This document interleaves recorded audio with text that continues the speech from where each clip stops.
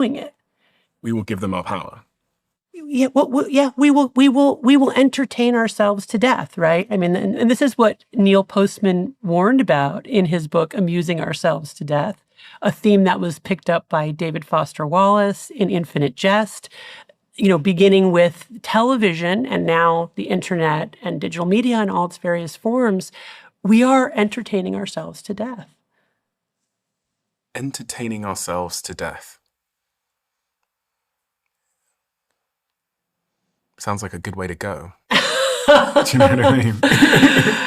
It's really not. It's really not. And I'll tell you why. Because the relentless pursuit of pleasure for its own sake leads to anhedonia, which is the inability to take joy in anything at all. Because of this process of neuroadaptation and the way that our brain recalibrates pleasure and pain, such that with the more pleasure we pursue, the more pleasure we need, and the more we feel pain, no matter what we have, eventually it won't be enjoyable anymore. And that is the problem.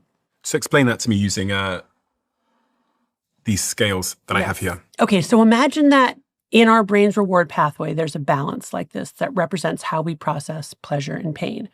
When we experience pleasure, it tips one way, pain, it tips the other. And what do you mean by pain? Pain, I mean all forms of pain, physical pain, emotional pain. A hangover. A hangover. That's a great example, right? Not just me being pinched. It could be that too. Okay. So all different forms of pain. Now, granted, this is a vast oversimplification, pleasure and pain